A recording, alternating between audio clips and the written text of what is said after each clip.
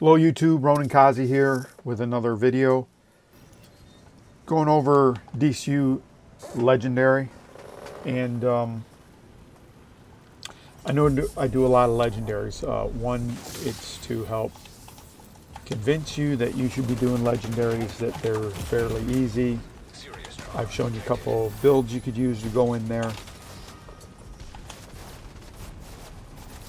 One of the things I'm going to focus on today, though, is on this particular legendary, when you go to beat the boss, there's some mechanics that you should consider, and your group's going to deal with this. I was in a group today where when I came in, there was nothing really exciting in the group. We did really well. We went through all the content pretty good. We had like one person was like a sniper, so I kind of did more healing and just tried to keep them alive. This is with the Hollywood event on. In that event, you can strip off this extra armor they have with pulse. So this is one of those situations where the pulse is great. The time on my pulse is a little less because I think I also set up to do ongoing directive as well. I think I've mentioned this before. I try to go around to each of the areas throughout the traps until you get to the final boss. And one of the things I'm pointing out in this video today is we get to the boss in about 2 minutes, and then it takes another 8 minutes, which seems like forever to get the boss down. That's like the second wave there. We're going to go through that relatively fast. And then the third wave pops out of that straight ahead, that back set of bleachers, and then the boss kind of comes out with them. So part of the mechanics, here comes the boss, you should get all the ads immediately. I've been in some groups where everyone focuses on the boss. You don't have the right setup unless you've cleared everything out, because then the ads start taking down. So you knock all the ads out. And normally what I do is I switch to a Firefly Demolisher to break his backpack. But in this case, we had that sniper, so I'm thinking that we're going to have enough DPS to take out the backpack. So I'm going to switch to the riot foam and try to lock him down in place. Normally, if we weren't in the Hollywood event, I'd also switch out the pulse, because while it does damage at this point, I'd have a Demolisher in traps or Demolisher in riot foam, but because he still gets that armor buff, I'm going to use pulse still to take down that armor.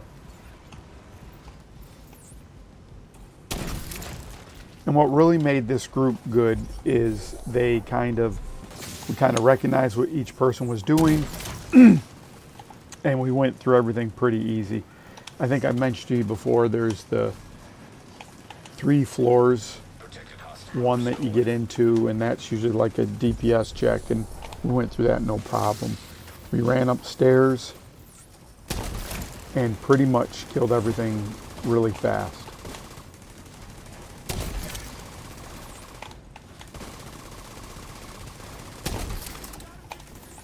Sometimes I use Razorback in here. It kind of shows you critical points. I don't know if it still does that, but that's sometimes what I'd use to try to get some critical points. I've read some things where if you freeze them, lock them down with riot foam, someone can get behind him and really work on the backpack. I've mentioned to you before that once you get the backpack going, it'll start smoking.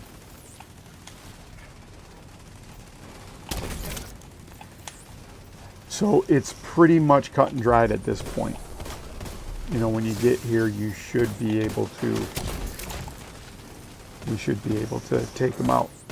The one thing I also want to point out is one of the folks in the group was a healer, and that made a huge difference. So again, if you're never sure what you're going to bring in a group, you can be a heal. That's great if you can do that. It pretty much made it really easy, and you'll see that we kind of let that healer pick people up. A couple people go down during this, I think, if I remember correctly.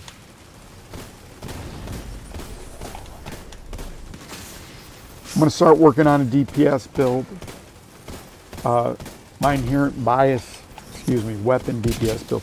My inherent bias is when I've been rolling with it in groups, it's like I don't see if I'm doing a lot of damage because, I check the numbers after and I guess I'm doing okay, but it's such a different thing. And it's really hard for me to min-max on those DPS builds. I think when I've looked at people's builds that are successful, they got crit hit and crit damage or headshot damage rolled into their pieces. I always like to have a regen kind of thing. But I'm working on a weapon DPS build for you so you guys can make fun of me. And I can show you, different levels like heroic and challenging. But really, I think, what makes a difference is if you can see a build on legendary. And legendary in a group with the scaling, because you really have to play cover-based. And any mistakes you make in your build are kind of magnified. Here I'm switching ends because I don't want to get his, stripping the armor there, I don't want to get his AoE blast.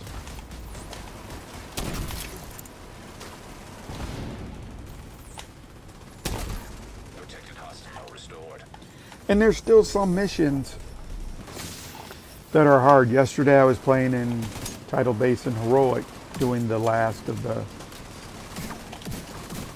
that invasion series, and we wiped one time. I was the last person left, and then was the last person left the second time, but we managed to hold it.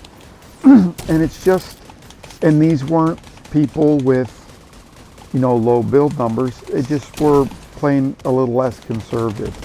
So what happens is if maybe you've been playing on challenging, or maybe you've been only doing like a duo in heroic, or maybe you haven't been playing with directives, it just makes it a little bit easier, so you kind of overextend. We just got grenaded and dogged to death. And that was a time where I switched out to a turret, and then I was using my oxidizer to kill the launch pads. But the problem with that is with any of those launchers, it takes so long to get them back, so you can switch off to another skill. So I kind of don't like using those and then have to switch later. So I kind of got my skills messed up, and I'll just take the L on that. That was my fault. We ended up beating it, but I was like, man, this is surprising for a heroic. But again, that's all how you play.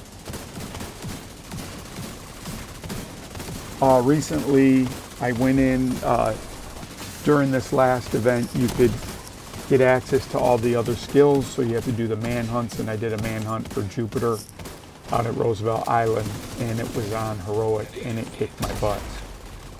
Now, as I was going through there, because on some of the manhunt where they're giving you technology, you can just go in, like it drops in the first section or whatever, so I was double checking. And I was looking at videos where people are showing you how to do it on normal. Oh, there I go down. And then someone said how to do it easy on heroic. I didn't look at the video, but it wasn't easy to me in my, no matter what build I had, because it had those shield pulse things that strip you of your armor and your health, and it had guys that were charging, so it was a little bit more difficult to do.